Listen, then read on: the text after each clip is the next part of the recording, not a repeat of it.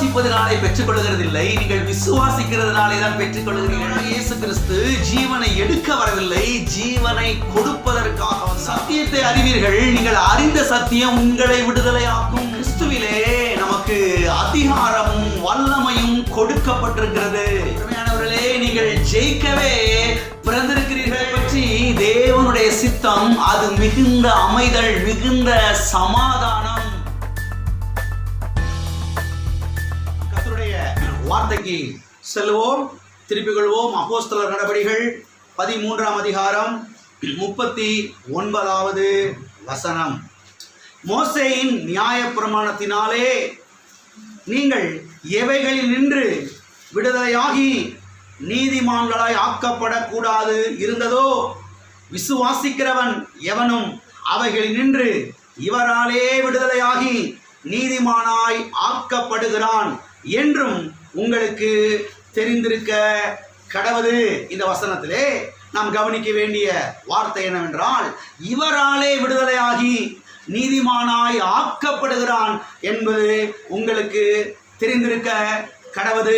அப்ப பாருங்க, இங்க சொல்லப்பட்டிருக்கிறது இவராலே விடுதலையாகி. எவராலே விடுதலையாகி?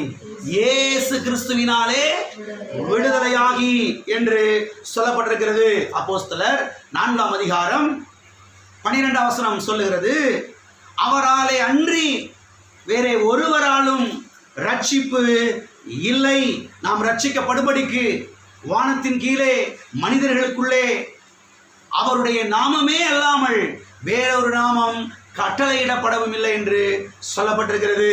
அப்ப இவராலே மட்டும்தான் விடுதலை, இவராலே மட்டும்தான் ரட்சிப்பு, இவராலே மட்டும்தான் மீட்பு, இவராலே மட்டும்தான் வாழ்வு, இவராலே மட்டும்தான் சமாதானம், இவராலே மட்டும்தான் பாருங்க பரலோக வாழ்வு, இவராலே மட்டும்தான் எல்லா விதமான ஆசீர்வாதமும். ஆகவே ஆண்டவராக இயேசு கிறிஸ்துவை ஏற்றுக்கொள்ளாதவர்கள் முதலாவது இயேசு கிறிஸ்துவை ஆண்டவராக ஏற்றுக்கொள்ள வேண்டும்.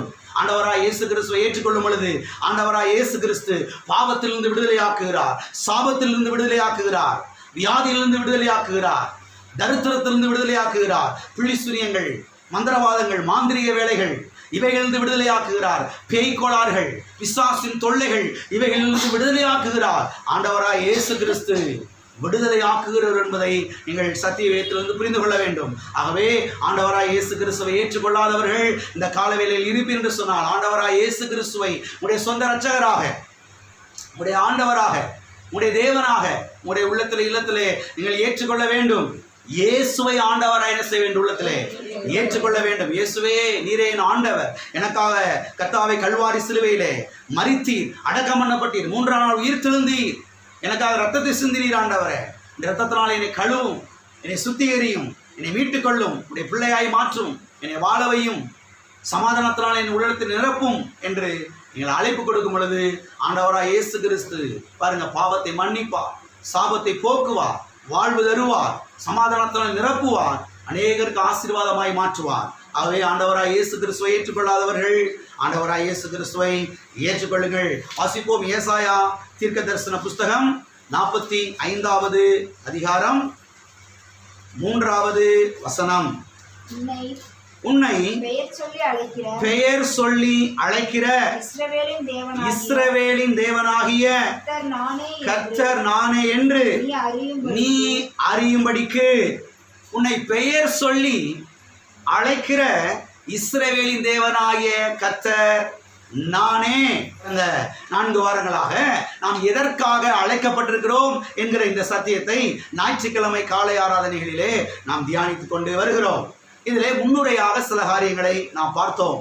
பிறகு நாம் எதற்காக அழைக்கப்பட்டிருக்கிறோம் என்பதற்கான பொதுவான காரியத்தை குறித்து நாம் பார்க்க ஆரம்பித்தோம்.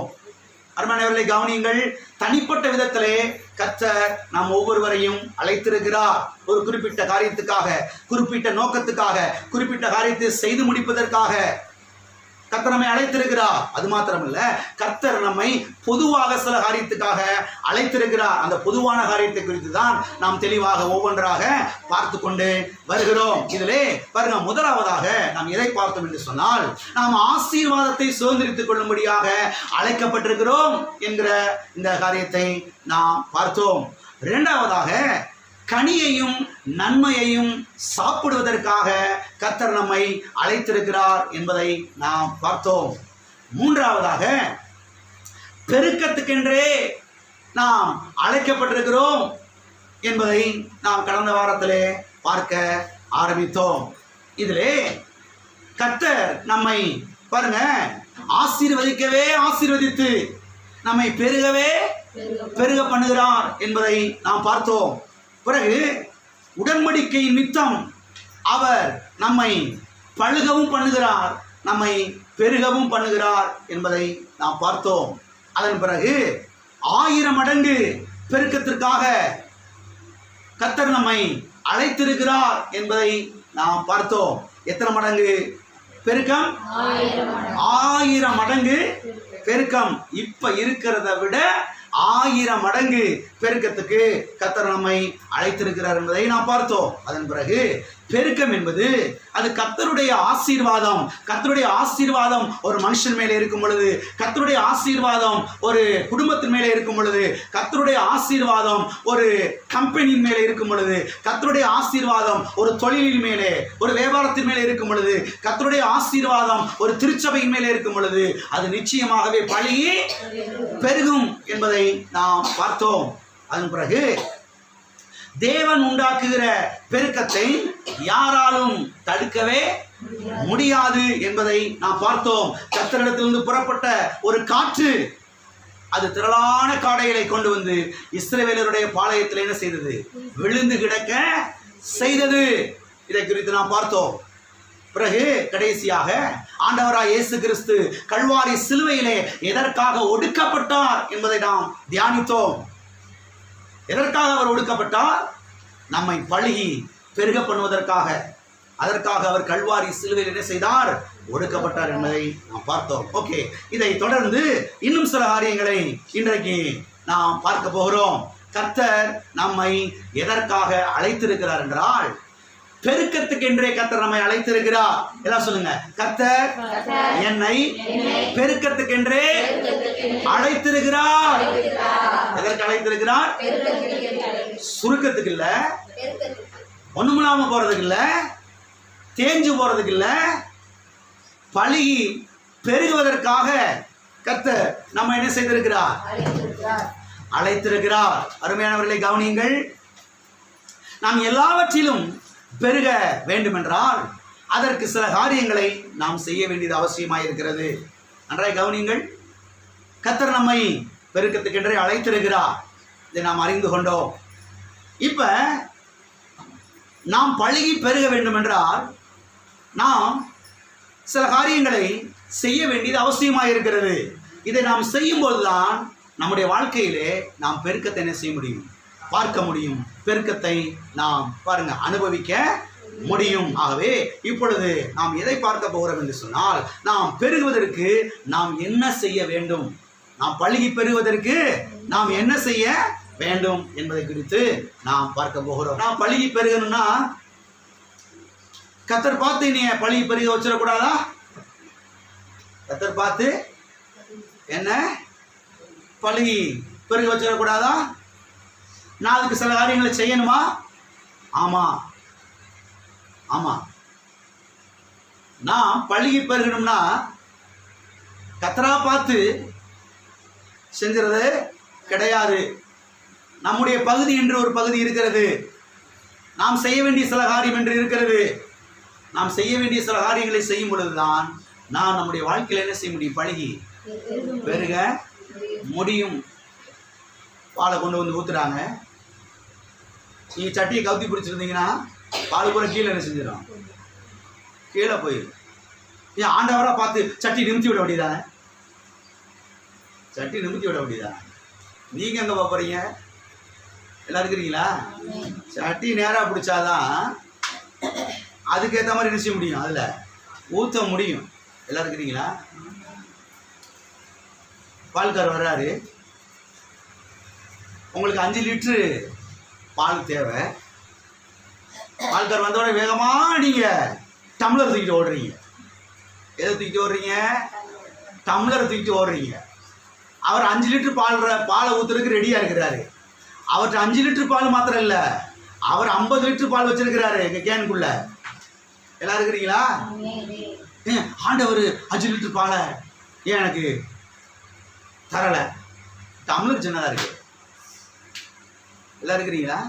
5 லிட்டர் பால் வேணும்னா அதுக்கு ஏற்ற மாதிரி சட்டியை தூக்கிட்டு என்ன செய்யணும்?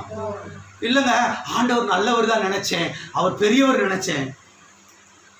அவர் நல்லவர் தான், அவர் பெரியவர் தான். ஆனால் சட்டி சிறுசா இருக்கு, பாத்திரம் சிறுசா இருக்கு, நீங்க டம்ளர்ல தூக்கிட்டு போயிருக்கிறீங்க. அப்ப விஷயம் என்னன்னா, நாம பழகி பெருகணும்னா, நாம விருத்தி ஆகணும்னா, நாம இன்க்ரீஸ் ஆகணும்னா, நாம சில காரியங்களை என்ன செய்யணும்? செய்தே ஆகணும். நாம சில காரியங்களை செய்யும் போதுதான் நாம் பழகி என்ன செய்ய முடியும்? பெருக முடியும். ஆகவே இந்த கால வேளையிலே அதை குறித்து தான் இன்றைக்கு தெளிவாய் நாம் பார்க்க போகிறோம். ஓகே, முதலாவது காரியத்தை நாம் பார்ப்போம். நாம் பெருக வேண்டும் என்றால் நம்முடைய தேவன் பெருக்கத்தின் தேவன் என்பதை நாம் அறிந்து கொள்ள வேண்டியது அவசியமாக இருக்கிறது. இதுதான் அடிப்படை. நாம் பெருக வேண்டும் என்றால், நாம் பழுக வேண்டும் என்றால், நம்முடைய தேவன் பெருக்கத்தின் தேவன் என்பதை நாம் அறிந்து கொள்ள வேண்டும். வாசிப்போம்.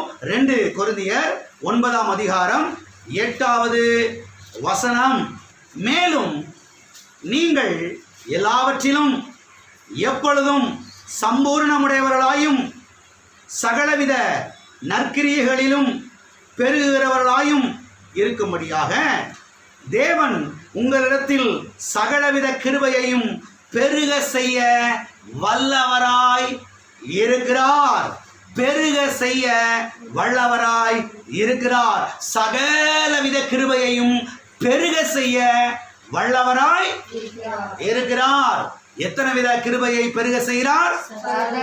சகலவித கிருபையையும் பெருக செய்ய வல்லவராய் இருக்கிறார். எல்லாரும் கரங்களை வைத்து சொல்லுவோம். என் தேவன் என்னிடத்தில் சகலவித கிருபையையும் பெருக செய்கிறார். ஆமென். எனவே நம்முடைய தேவன் யார் என்றால், நம்முடைய தேவன் சகலவித கிருபையையும் நம்மிடத்திலே பெருக செய்கிறவராய் இருக்கிறார். யாரிடத்திலே பெருக செய்கிறவராய் இருக்கிறார்? நம்மிடத்திலே அவர் பெருக செய்கிறவராய் இருக்கிறார். சரி, எதற்காக கர்த்தர் சகலவித கிருபையையும் நம்மிடத்திலே அவர் பெருக செய்கிறார்? இந்த வசனம் சொல்லுகிறது, நீங்கள் எல்லாவற்றிலும் எப்பொழுதும் சம்பூர்ணமுடையவர்களாய், குறைவுள்ளவர்களாய் இல்ல,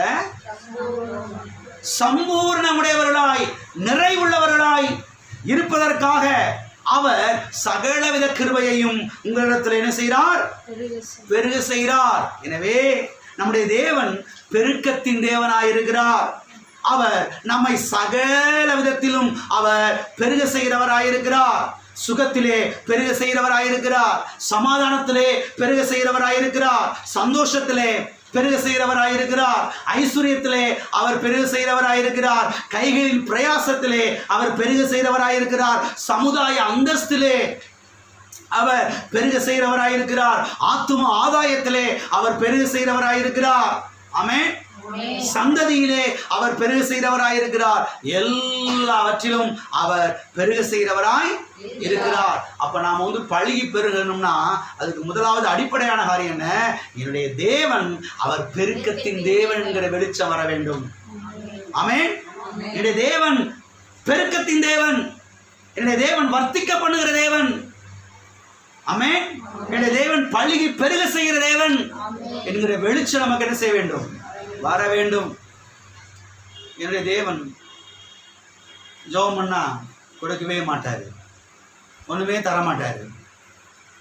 100 ரூபாய் கேட்டா 5 ரூபா தான் தருவாரு. இப்படிப்பட்ட எண்ணங்கள்லாம் மனதில் இருந்துச்சுன்னா நீ எவ்வளவு ஜெபம் பண்ணாலும் வரவே வராது. நீங்க எவ்வளவு ஜெபம் பண்ணாலும் பெருக முடியவே முடியாது. அருமையானவர்களே, கவனிங்கள், எண்ணங்களை சரி பண்ண வேண்டும்.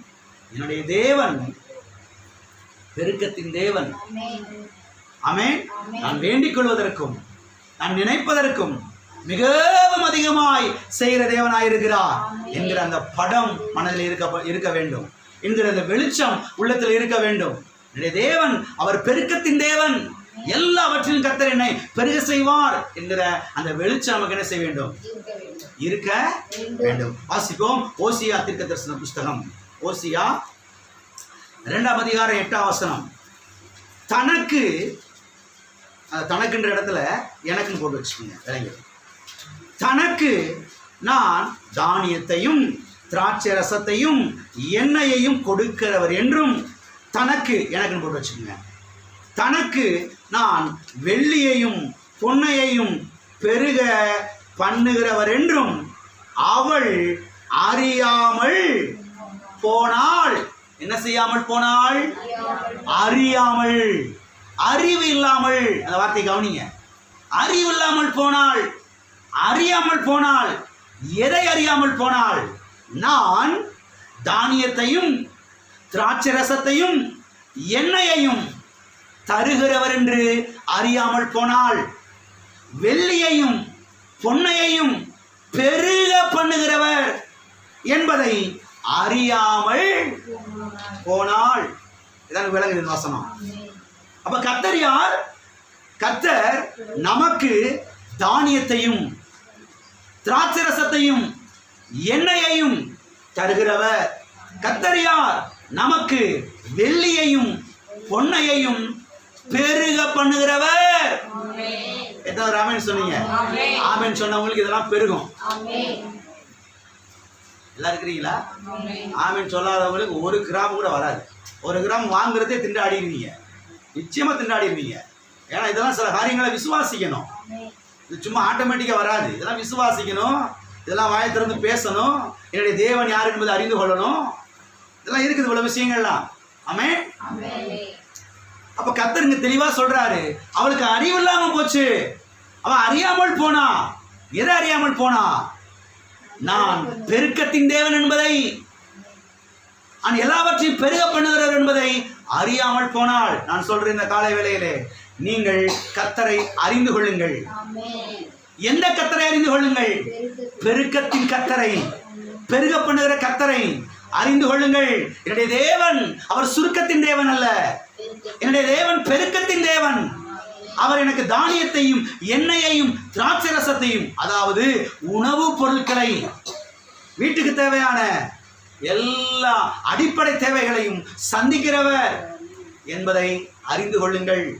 அது மாத்திரமல்ல, வெள்ளியையும் பொன்னையையும் பெருக பண்ணுகிறவர் என்பதை என்ன செய்து கொள்ளுங்கள்? அறிந்து கொள்ளுங்கள். எல்லா காரணங்களும் சொல்லுவோமா? கர்த்தர் எனக்கு தானியத்தையும் எண்ணெயையும் திராட்சை ரசத்தையும் தருகிறவர். கர்த்தர் எனக்கு வெள்ளியையும் பொன்னையையும் பெருக பண்ணுகிறவர். ஆமென். சொல்லிக்கிட்டே இருங்க. பெருக பண்ணுகிறவர், பெருக பண்ணுகிறவர், பெருக பண்ணுகிறவர். கர்த்தர் யார்? கர்த்தர் யார்? இருக்கிறதா என்ற பிடுகிறவர் கிடையாது. கர்த்தர் பழுகி பெருக பண்ணுகிறவர், ஏராளமாய் கொடுக்கிறவர். அப்ப நாம் பழுகி பெருக வேண்டும் என்றால் நாம் அறிந்து கொள்ள வேண்டிய முதல் காரியம் என்னன்னா, என்னுடைய தேவன் பெருக்கத்தின் தேவன் என்பதை என்ன செய்து கொள்ள வேண்டும்? அறிந்து கொள்ள வேண்டும். அறிந்து கொள்ளும் பொழுதுதான் நாம் நம்முடைய வாழ்க்கையிலே பழுகி பெருக முடியும். ஆமென்.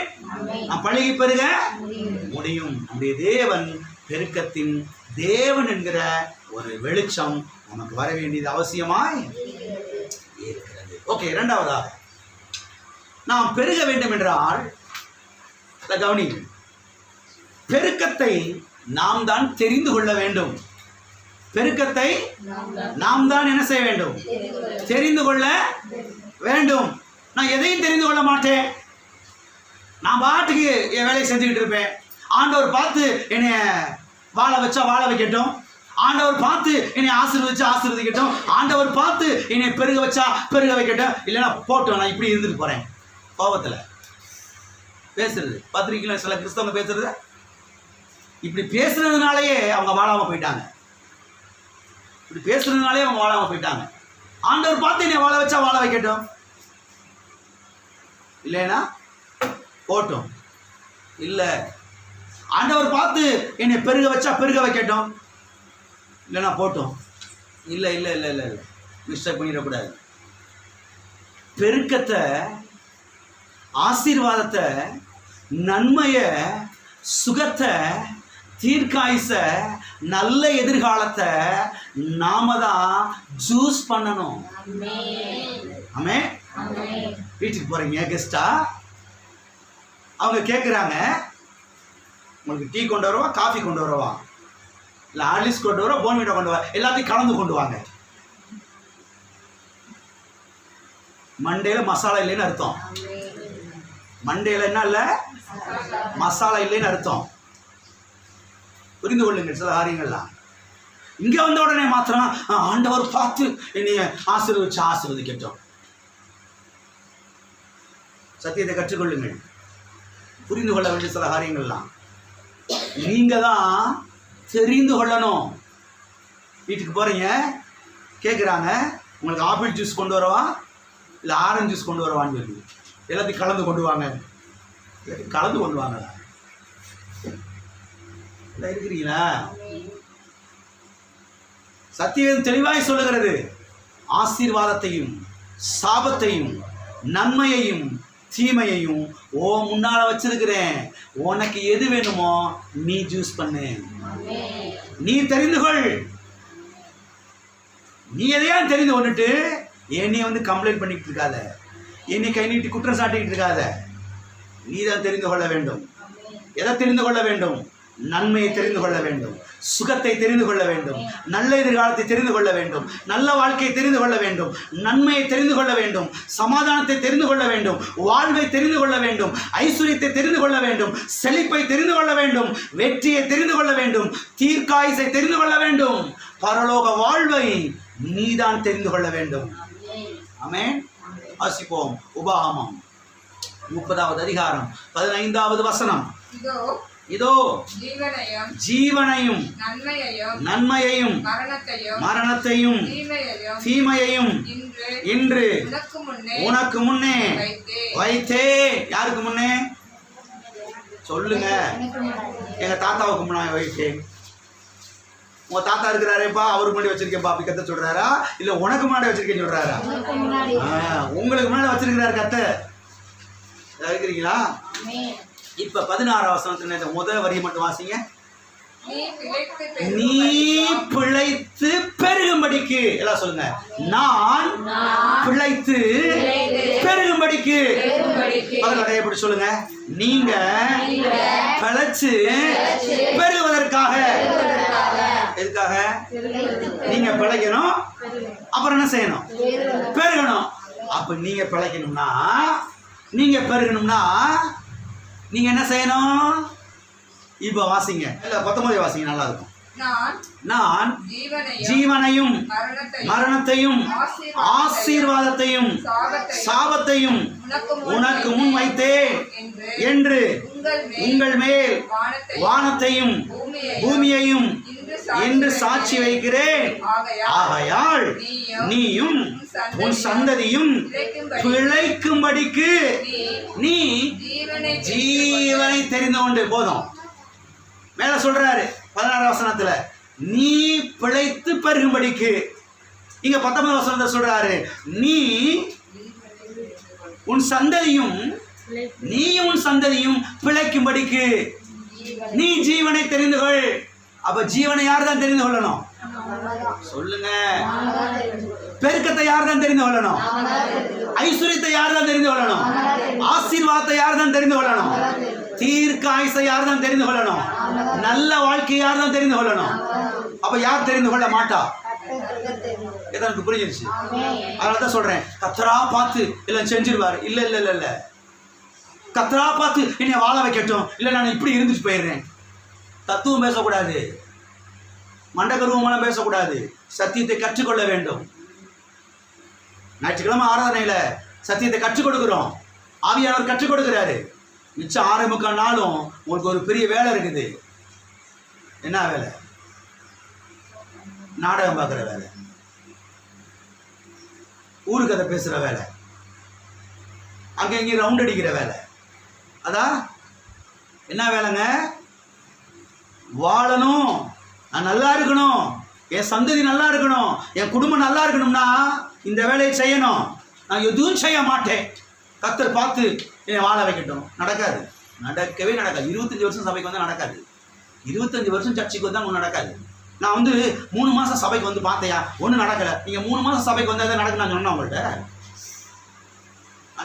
3 மாதம் சபைக்கு வந்து பாருங்கள். நான் சொன்னேன் உங்கள்கிட்ட இங்க வரணும், வந்து சத்தியத்தை கற்றுக்கொள்ளணும். சத்தியத்தை கற்றுக்கொண்டு ஜீவனை தெரிந்து கொள்ளணும், ஆசீர்வாதத்தை தெரிந்து கொள்ளணும், வெற்றியை தெரிந்து கொள்ளணும், நல்ல எதிர்காலத்தை தெரிந்து கொள்ளணும், ஜெயத்தை தெரிந்து கொள்ளணும், வாழ்வை தெரிந்து கொள்ளணும். இது உங்களுடைய வேலை, உங்களுடைய பொறுப்பு. எல்லாம் இருக்கிறீங்களா? இல்ல கரங்களுக்கு சொல்லுங்க. ஜீவனை, பெருக்கத்தை, ஐஸ்வர்யத்தை, ஆசீர்வாதத்தை நான் தெரிந்து கொள்ள வேண்டும். எவ்வளவு ஒரு வேலை பாருங்க, எவ்வளவு ஒரு பொறுப்பு பாருங்க. நான் சும்மா தான் இருந்தேன் பாஸ்டர். நான் இருந்தேன் பாஸ்டர். உங்களை யார் சும்மா இருக்க சொன்னது? உங்களை யார் சும்மா இருக்க சொன்னது? சும்மா இருந்ததுனாலதான் பிரச்சனையே. எதனாலதான் பிரச்சனை? சும்மா இருந்ததுனாலதான் நான் பாட்டுக்கு இருக்கேன் பாஸ்டர். நான் எப்படி இருக்கேன் பாஸ்டர்? நீங்க பாட்டுக்கு இருந்தீங்க பாருங்க, அதான் பிரச்சனையே. நீங்க பாட்டுக்குலாம் இருக்கக்கூடாது. வீட்டுல என்ன செய்யணும்? உட்காந்து நேரத்தை ஒதுக்கி வாயை திறந்து சொல்ல ஆரம்பிக்கணும்.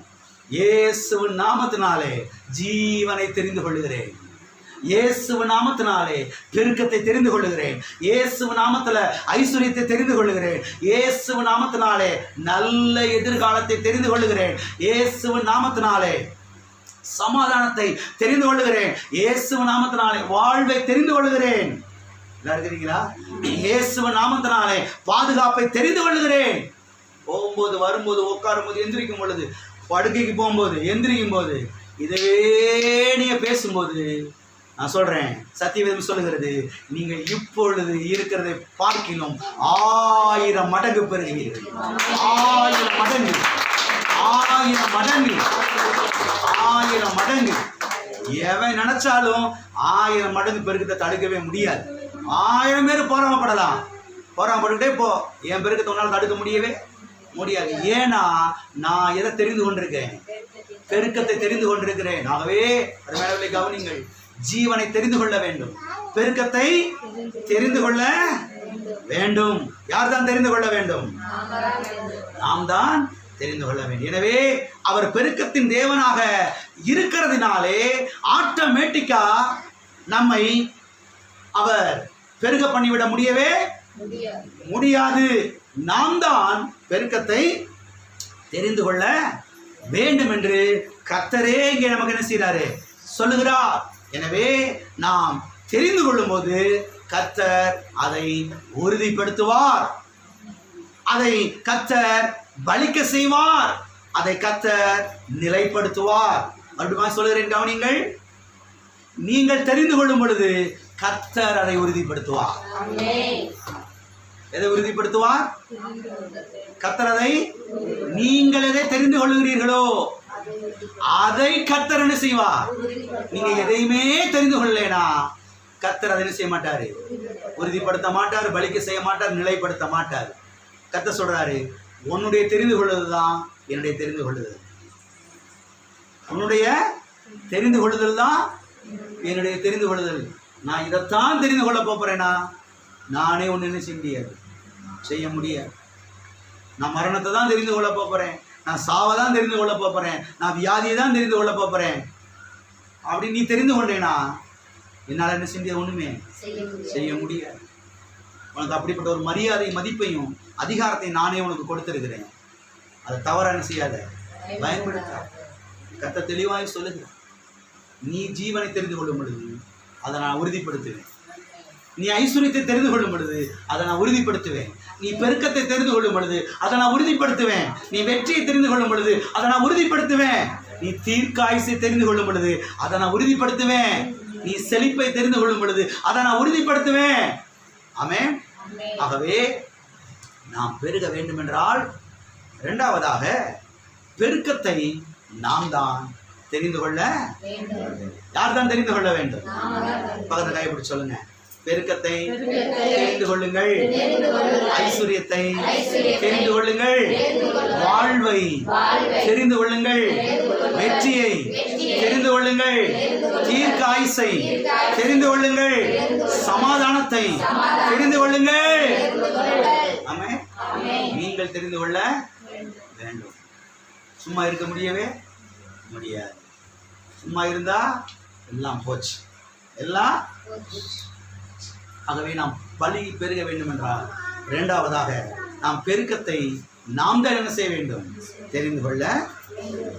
மூன்றாவது காரியத்தை நாம் பெருக வேண்டும் என்றால், இல்லை கவனி, நாம் பெருக வேண்டும் என்றால் அதற்கு கர்த்தரை ஆதாரமாக வைக்க வேண்டும். யாரை ஆதாரமாக வைக்க வேண்டும்? கர்த்தரை ஆதாரமாக வைக்க வேண்டும்.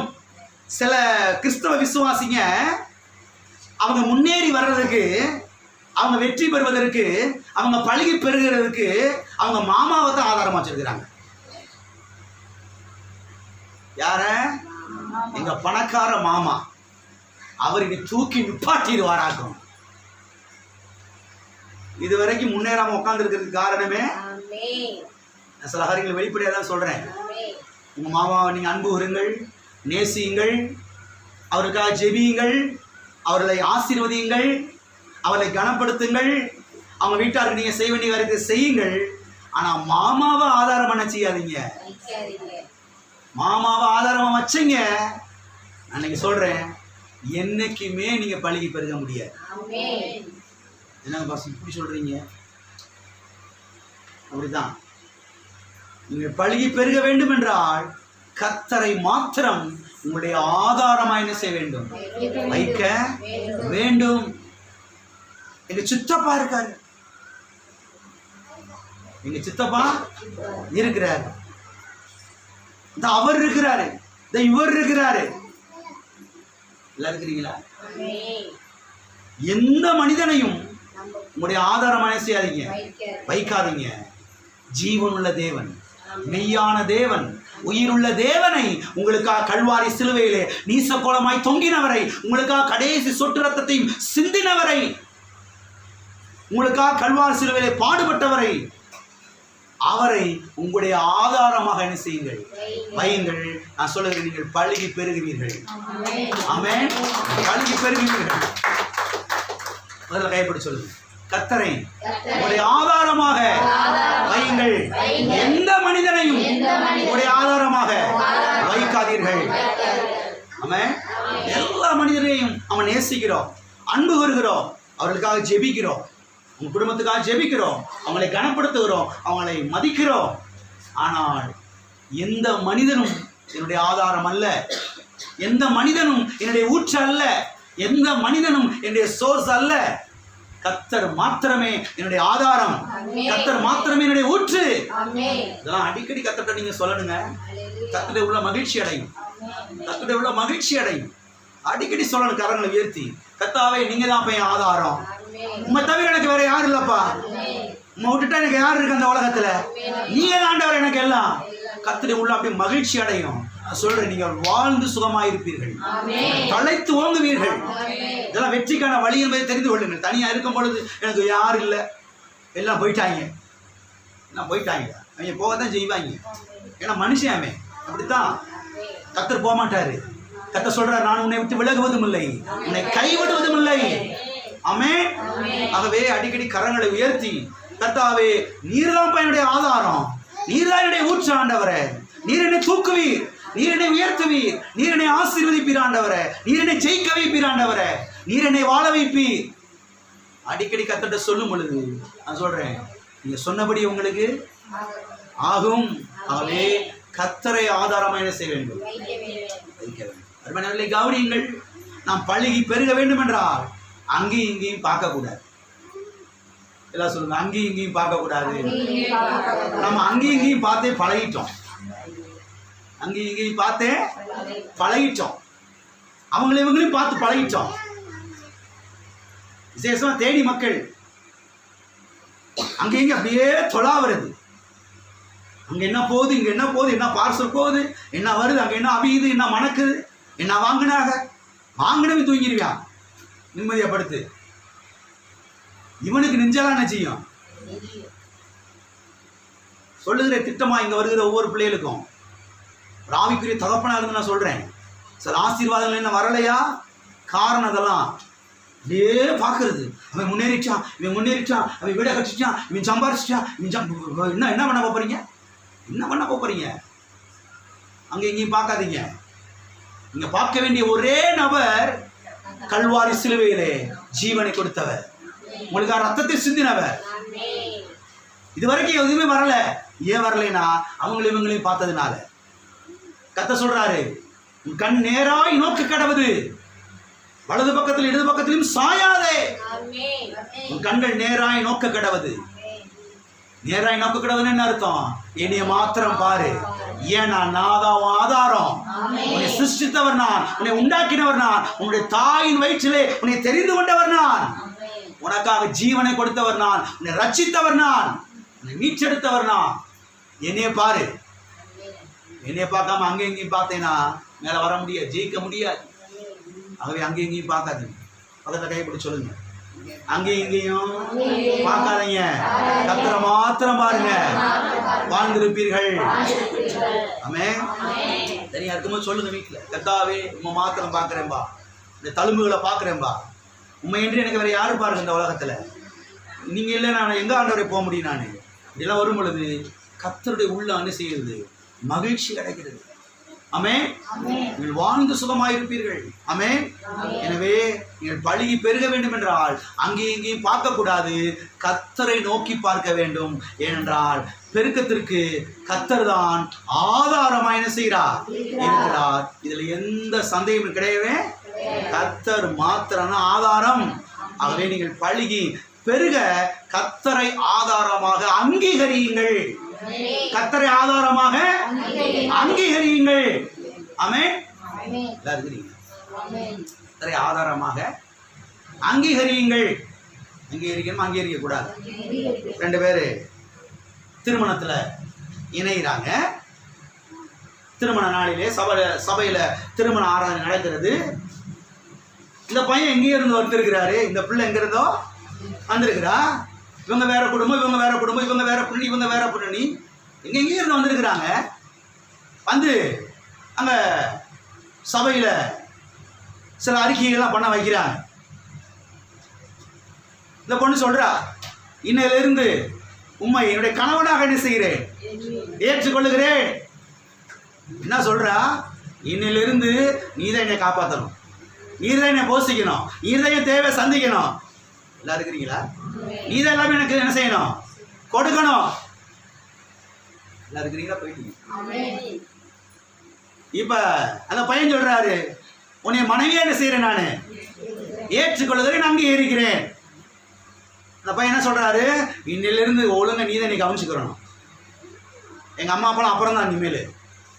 எத்தனை விளங்குச்சு சொல்றது? விளங்குச்சா? இப்பதான் சிலருக்கு புரியுது. ஓஹோ, கல்யாணத்துல இதெல்லாம் நடக்குதோ, அதான் நடக்குது. இன்னையிலிருந்து நீதான் என்னை ஒழுங்கா பாத்துக்கிறணும், கண்ணு கருத்தமா பாத்துக்கிறணும், ஒழுங்கா சாப்பாடை கரெக்டா கொடுக்கணும். எல்லாம் இருக்கிறீங்களா? போயிட்டீங்களா? இந்த மாதிரி கர்த்தரை ஆதாரம் என்ன செய்யணும், அங்கீகரிக்க வேண்டும். அந்த வார்த்தை நல்லா கவனிங்க. கர்த்தரை ஆதாரம் என்ன செய்யணும்? எல்லாம் சொல்லுங்க. கர்த்தாவே, இன்று முதல் உம்மை என்னுடைய ஆதாரமாக அங்கீகரிக்கிறேன். ஆமென். அங்கீகரிக்கிறேன். அங்கீகரிக்கும் போது கர்த்தர் பார்க்கிறாரு, இனி நீ ஆதாரம் அங்கீகரிச்சிட்டல, இப்போ உன்னை போஷிக்க வேண்டிய பொறுப்பு என் பொறுப்பு, உன் தேவை சந்திக்க வேண்டிய பொறுப்பு என் பொறுப்பு, உன்னை பாதுகாக்க வேண்டிய பொறுப்பு என் பொறுப்பு, உன்னை பழுகி பெருகப்பட வேண்டிய பொறுப்பு யார் பொறுப்பு? என்னை ஆதாரமாக அங்கீகரிச்சிட்டல, நீ உனக்கு வாழ்வுதான். அதனால அடிக்கடி வீட்டில் உட்காந்துக்கிட்டு அலுமினி சட்டி தூக்கி டிவி மேலே எரியாம, எனக்கு புரியுது, அந்த பிளாஸ்டிக் குடத்தை எடுத்து மண்டையில போடாம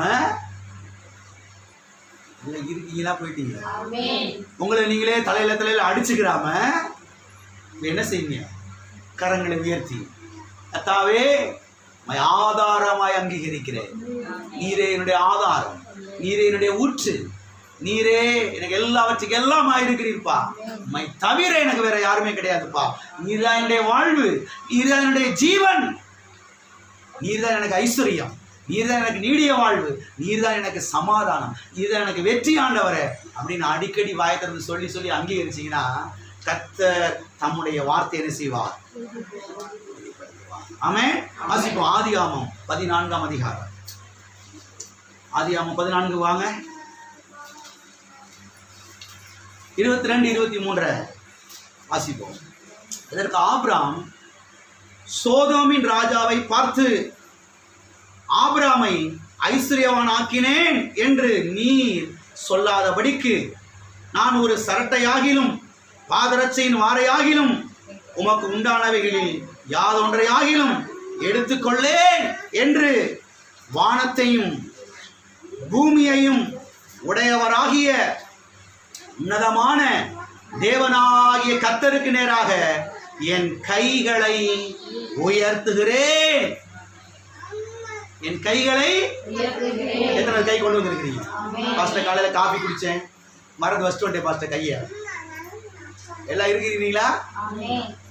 எத்தனை கை கொண்டு வந்திருக்கிறீங்க?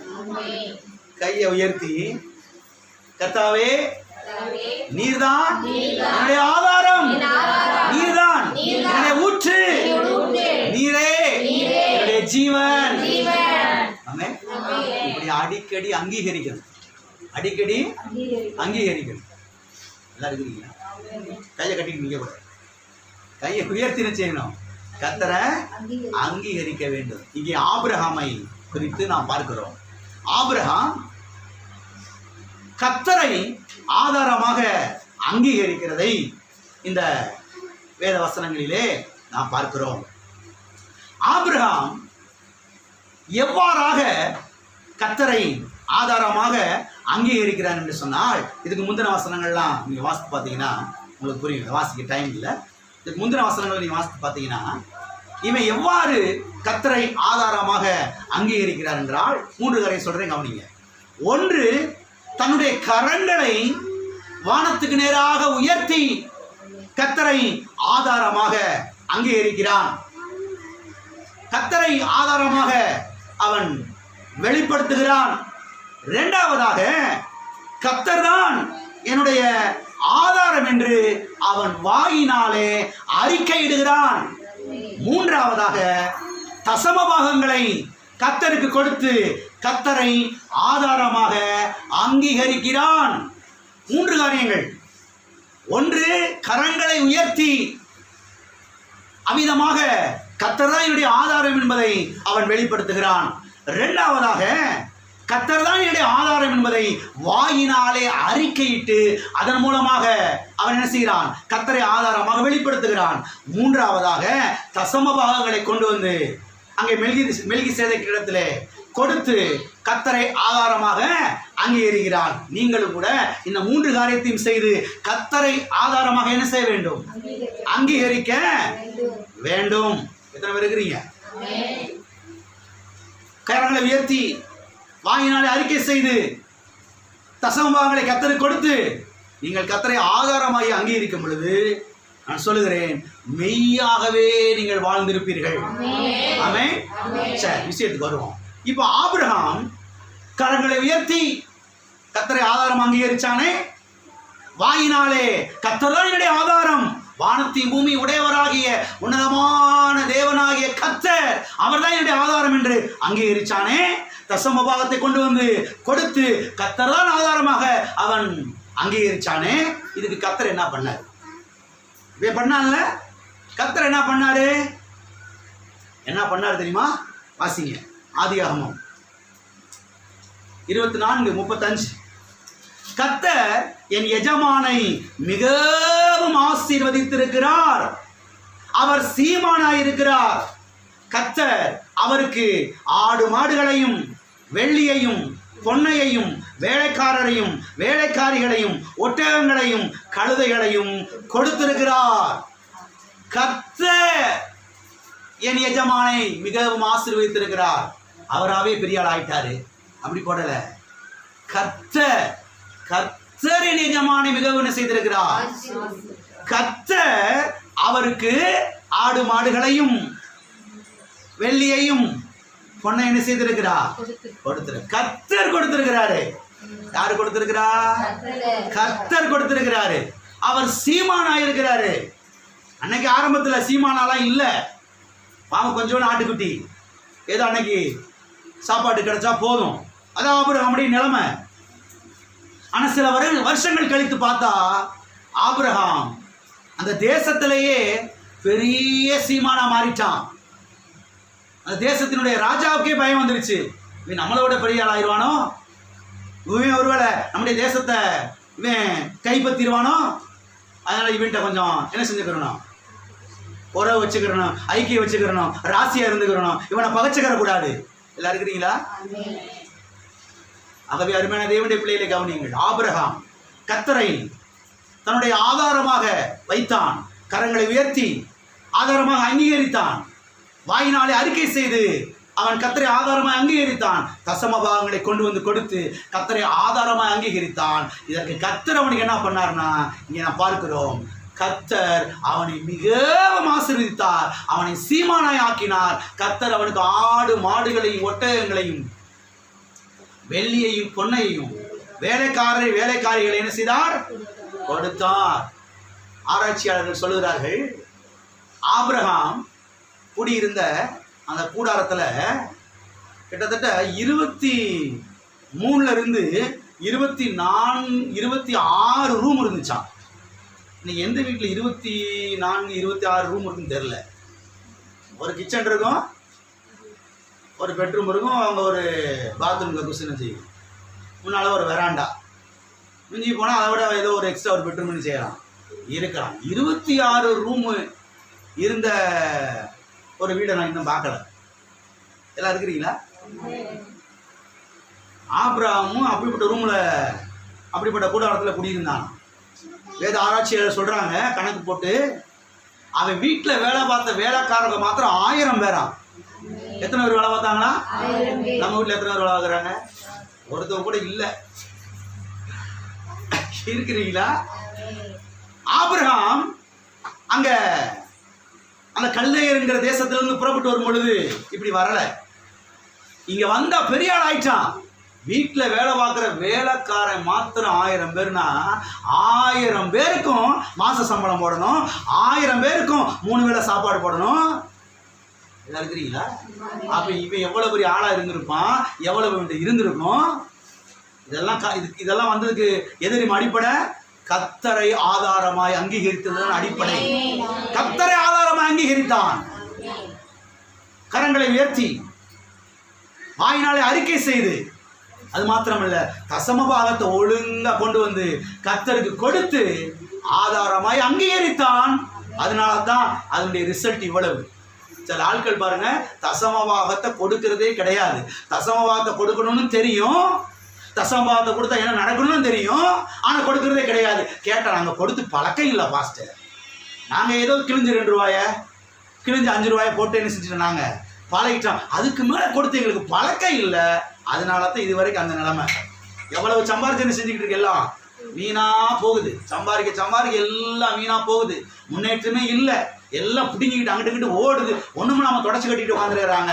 காரணம் என்னன்னா, தசம பாகத்தை கொடுத்து கர்த்தரை ஆதாரமா அங்கீகரிக்கணும்னு தெரியும், ஆனா செய்யறது கிடையவே கிடையாது. அருமையான தேவனுடைய பிள்ளைகளை கவனியுங்கள். நான் காலை வேளையிலே உங்களுக்கு சொல்லுகிறேன், கரங்களை உயர்த்தி கர்த்தரை ஆதாரமாய் அங்கீகரியுங்கள், வாயினாலே அறிக்கை செய்து கர்த்தரை ஆதாரமா அங்கீகரியுங்கள். 3ஆவதாக உங்க தசம பாகங்களை உண்மையாய் கொண்டு வந்து கர்த்தருக்கு கொடுத்து ஆதாரமாய் அங்கீகரியுங்கள். நான் சொல்லுகிறேன், நாட்கள் வரும், நீங்கள் பழுகி பெருகி அநேகருக்கு ஆசீர்வாதமாய் இருப்பீர்கள். எனவே நாம் பழுகி பெருகுவதற்கு கர்த்தரை ஆதாரமாய் அங்கீகரிக்க எத்தனை பேர் கர்த்தரை ஆதாரம் அங்கீகரிக்கிறீங்க? இன்னும் ஒரு வசனத்தை வாசித்து நாம் முடிப்போம். வாசிப்போம். சங்கீதம் 18:1. என் பெலனாகிய கர்த்தாவே உம்மில் என்ன செய்வேன்? அருமையான வசனம். ஒன்ன பிடிச்சிக்கிங்க போதும், அதனால தான் வாசிச்சு சொன்னேன். என் பெலனாகிய கர்த்தாவே, எல்லாம் சொல்லுங்க. அதாவது எவ்வளவு பலன் இருக்கோ அப்படி சொல்லுங்க. இன்னைக்கு காலையில் எவ்வளவு பலன் இருக்கோ அவ்வளவு பலனை சொல்லி என்ன செய்யுங்க, சொல்லுங்க. சொல்லுவோமா? என் பலனாகிய கர்த்தாவே. அவ்வளவுதான் பலனா? காலையில முதல் ஆராதனை காஃபி கூட குடிக்காம வந்துட்டேன் மாஸ்டர், அவ்வளோதான் பலன். சரி, வீட்டில் போய் அதை சாப்பிட்டுட்டு சத்தமா வீட்டுக்குள்ள சொல்லுங்க, ஆமென். என் பலனாகிய கர்த்தாவே உம்மில் அன்பு கூறுகிறேன், அன்பை உண்மையில வைக்கிறேன். ஆமென். அன்பை யாரு மேலே கொண்டு வைக்கல, உண்மையில வைக்கிறேன்பா. ஆமென். நீர்தான் என்னுடைய பலன், நீர்தான் என்னுடைய ஸ்ட்ரென்த், நீர்தான் எனக்கு எல்லாவற்றுக்கு எல்லாமுமாய். சங்கீதக்காரன் சொல்லுகிறான், என் பலனாகிய கர்த்தாவே. எல்லாரும் இருக்கீங்களா? ஆலயம் கட்டுறதுக்கு கோடிக்கணக்கான ரூபாயை கொடுக்கிறான் ஒரு ஆளு, தாவீது. கோடிக்கணக்கான ரூபாயை தாவீது கொடுக்கிறான். கொஞ்சோன்னு ஆடை மேய்ச்சிக்கிட்டு இருந்த சாதாரண ஒரு மனுஷன், சாதாரண ஒரு குடும்பம் இஸ்ரவேல் தேசத்தை 40 வருஷம் ஆட்சி செய்யறான். ஆட்சி செய்து முடிவில் சொல்றான், ஏராள வெள்ளி பொண்ணு வைடூரியங்கள் எல்லாத்தையும் கொண்டு வந்து காணிக்கையா கொடுக்குறான். எதுக்குன்னா ஆலயம் கட்டுறதுக்கு. ஆலயம் கட்டுறதுக்கு இவன் ஒருத்தன் மாத்திரம் எத்தனையோ 1000 கோடியை கொடுக்குறான். ஏன் தெரியுமா? கர்த்தர் அவனுக்கு அவ்வளவு கொடுத்தாரு. ஏன் அவனுக்கு அவ்வளவு கொடுத்தாருன்னா, இவன் கர்த்தரை ஆதாரமாய் அங்கீகரித்தான். அடிக்கடி தனியா இருக்கும் பொழுது, என் பலனாகிய கர்த்தாவே, என் பலனாகிய கர்த்தாவே உம்மில் அன்பு கூறுகிறேன். ஆமென். சிலருக்கு வந்து அவங்க வேலை பார்க்குற கம்பெனி தான் அவங்களுக்கு பலனே. கம்பெனி இல்லைன்னா போச்சு. எல்லாரும் இருக்கிறீங்க, நான் சொல்றது புரியுதா? கம்பெனியினுடைய பலன் கிடையாது, கம்பெனியினுடைய ஆதாரம் கிடையாது. இந்த வேலை போச்சுன்னா இதை விட சூப்பரான வேலை கர்த்தர் கொடுப்பாரு, இதை விட அதிகமான சம்பளத்தை கர்த்தர் தருவாரு. என் பலன், என் ஆதாரம், என் ஊற்று, என்னுடைய ஸ்ட்ரென்த் எல்லாமே யாரு? கர்த்தர். ஆமென். எனவே இங்கே தாவீது சொல்லுகிறான், தாவீது கர்த்தரை நோக்கி சொல்லுகிறான், கர்த்தரை ஆதாரமாய் நான் அங்கீகரித்திருக்கிறேன் என்று அவன் சொல்லுகிறதை நாம் பார்க்கிறோம். நீரே என் பலன் என்று அவன் அங்கீகரிக்கிறதை நாம் பார்க்கிறோம். எனவே நாம் பெருக வேண்டும் என்பதற்கு பாருங்க, ஆசைப்பட்டால் மாத்திரம் போதாது. நான் பெருகணும்னு ஒரு ஆசை வந்தால் மாத்திரம் போதாது. அது நல்லது, ஆசை நல்லது, ஆனால் அதோடு நின்றக்கூடாது. நான் எப்படியாவது பெரிய ஆளா வந்துடணும் பாஸ்டர், எப்படியாவது பழகி பெருகிறேன்னு பாஸ்டர், 4 பேரை போல நல்லா பழச்சிடணும் பாஸ்டர். நல்லது, நல்லது, தப்பு கிடையாது. நானும் எப்படியாவது ஒரு வீடை கட்டிட்டு நினைக்கிறேன், நல்லது, தப்பு கிடையவே கிடையாது. நான் ஒரு வண்டியை வாங்கணும்னு நினைக்கிறேன், தப்பு கிடையாது, நல்லது. ஆனால் ஆசைப்பட்டால் மாத்திரம் போதாது, அங்கீகரிக்க வேண்டும். யாரை? கர்த்தரை ஆதாரமாய் அங்கீகரிக்க வேண்டும்.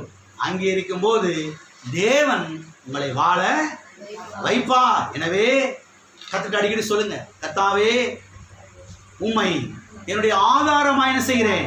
அங்கீகரிக்கிறேன். நீரே என் தேவன் என்று நான் அங்கீகரிக்கிறேன். ஆமென். என்னுடைய தனிப்பட்ட வாழ்க்கையிலே நீர்தான் என்னுடைய ஆதாரம், என்னுடைய குடும்பத்துக்கு நீர்தான் ஆதாரம், என்னுடைய பிசினஸுக்கு நீர்தான் ஆதாரம், என்னுடைய தொழிலுக்கு நீர்தான் ஆதாரம், என்னுடைய வியாபாரத்துக்கு நீர்தான் ஆதாரம், என்னுடைய விவசாயத்துக்கு நீர்தான் ஆதாரம் ஆண்டவரே, எங்கள் திருச்சபைக்கு நீர்தான் ஆதாரம் ஆண்டவரே. எல்லாவற்றுக்கும் உம்மை ஆதாரமாக நான் என்ன செய்கிறேன்? அங்கீகரிக்கிறேன். எனவே நாம் பழகி பெருக வேண்டும் என்றால் அதற்கு தேவனை ஆதாரமாக என்ன செய்ய வேண்டும்? அங்கீகரிக்க. எத்தனை பேர் தேவனை ஆதாரம் அங்கீகரிக்கிறீங்க? எல்லா கரம் வச்சு சொல்லுவோம், தேவனே நீர் மாத்திரமே என்னுடைய ஆதாரம். ஆமென். யாவர் கண்களை மூடி நாம் ஜெபிப்போம். அடுத்த வாரத்தில் இன்னும் தொடர்ந்து சில காரியங்களை பார்க்க போகிறோம். நாம் பழகி பெருக வேண்டும் என்றால் நம்முடைய மனதை விசாலமாக்க வேண்டும். அருமையானவர்களே கவனியுங்கள், உங்க மனது மாறலைனா, உங்க மனது விசாலமாகலைனா நீங்க கொஞ்சம் கூட என்ன செய்ய முடியாது, பழகி பெருக முடியாது. மனது விசாலமாகணும். நீங்க பழகி பெருக வேண்டும் என்றால் அதை அடுத்த வாரத்தில் தொடர்ந்து பார்க்க போகிறோம். எல்லா கர்த்தரை நாம் ஸ்தோத்திரிக்கிறோம்.